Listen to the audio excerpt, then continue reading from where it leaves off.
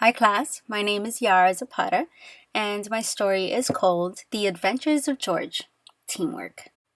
In a field far away, where the sun shines bright and rests beneath your skin, lived George the ant. For starters, George liked doing everything on his own. He wanted to impress his parents and show that he was able to stand on his own 2 feet without the help of anyone. For an example, he would tie a rope around a small rock and pull it. Or he would go into the fields and bring back to the arena the biggest leaf he could carry. He liked the outdoors and everything that it could offer to his entertainment, but every time the weather threatened his activities, he would stay indoors and wait it out. George, I just saw Pierre and Quentin looking for you when I was by the oak. Aren't you gonna go and help them carry the block of sugar they need help with? They'll transfer it faster and all of you can come home to eat your mom's delicious food, George's father said. No, they'll slow me down. I think it's better if I do it all instead. Besides, the more bodies, the more chaotic things can get, George defensively replied back. One day, my dear boy, you will see how important and fundamental it is to take part of a group effort in order to fix a problem, said George's mom. George just rolled his eyes and sat on the couch. One day, a not so important day, as he headed out the door, George told his parents that he would be gathering a pack full of yummy leaves he had found the other day, put them in a netted mechanism he had invented, and bring it back to his parents so they would enjoy the delight of its taste. I'll be at the sweet fields, he shouted out as he left his home. Along its journey, George sang and danced. He would pretend to fight a lizard in order to show him how strong he was. There was no creature to ever hurt him, for he was the mighty and powerful George the ant. Work with Pierre and Quentin, he repeated his father's words. He would laugh at them too. Oh, please. They would slow me down instead, he confirmed his thoughts. Wait, no. Quentin will eat everything that I gather, while Pierre would complain the entire time how tired he is. It was George's lucky day. The sweet fields had nothing less than the biggest and most yummiest leaves of its day. I'll eat one and gather the rest, he told himself, and that is exactly what he did.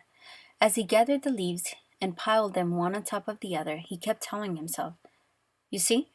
Who needs more ants to gather and transport these leaves? I'm doing that all on my own, thanks to my lovely invention. I believe I don't have a name for this invention, he claimed. Let's call it bag. Yes, bag it is.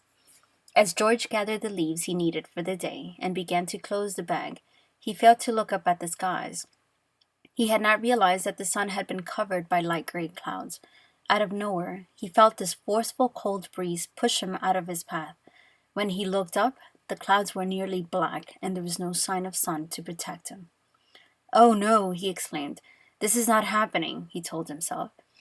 Thunder and lightning overspread the field, threatening every creature in its path. The wind howled. It started to rain fiercely, and because of it, the water from the river began to rise. The journey is long, and with this weather, I don't believe I'll make it home, he sounded alarmed. By now, he was afraid, wet and alone. He kept looking at the road that he needed to take in order to get back home, and back at the bag of leaves he needed to carry. There's no way I'm going to be able to carry them all back to the house. Definitely not in this weather. Suddenly, a horrifying thunder roared loud enough that it made the ground shake while a huge, bright, electrifying lightning bolt pierced through the skies. Ah! George screamed as he fell to the ground. What's going on? He wondered to himself. His heart was beating faster as his body began to tremble. He was completely in fear. And when he least expected it, at a distance, he sees a body of water gobbling everything in its path. At this time, he let go of the bag and started to run. He knew that if the waters reached him, he would never make it home. There was no way to fight the waters, even for a mighty and brilliant ant like himself. As George kept running, he heard his name at a distance. The more he ran, the closer the sound of his name sounded. Out of nowhere, he sees his fellow colony of ants standing in a hill, waving at him for his attention. They were all geared up and prepared for the weather, unlike George was. As he kept running towards them, the ground shook. He tripped and fell to the floor. The waters were catching up to him. Immediately, he got up and continued to run. George's heart was beating so fast, it felt as if it was beating out of his chest. The water had caught up. It was only a few feet away from him when, out of nowhere, he sees a cord with a flashy stone at the end of it, falling in front of his path.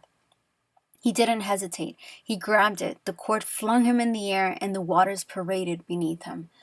As he was being pulled up, he looked and saw most of his colony gathered, uniformed in a straight line, holding onto the rope and pulling it towards them. When he landed on his feet, he thanked them, and then they all took cover to wait out for the storm. When the sun came back out, the ants noticed how the waters had destroyed the path that led them back home. There was a big gap between one end of the field and the other. That is when they all gathered together and came up with a plan. To collect a small branch, everyone must carry it and place it in between the path so everyone can get across. That is exactly what they did. George joined in and helped in whatever way he could. They did this rather quickly, and in no time, all the ants crossed over. Soon enough, they arrived back home. George hugged his parents and told them about what had happened. He told them that he almost died, and if it wasn't for his colony, he would have drowned at the sweet fields. He also told them that he helped his colony get a small branch and carry it with their help. He couldn't believe how fast this happened and how easy it was.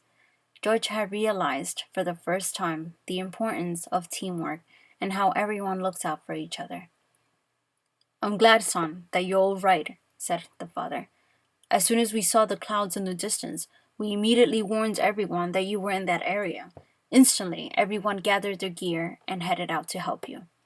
George looked at his mom and said, "I'm glad they did. Now I understand what you kept telling me, Mom, how important it is to be part of a group in order to fix a problem." Soon enough, George joined Pierre and Quentin, and they celebrated his arrival back home. Then they went to the oak and joined the rest of the colony to help in their daily activities. The end.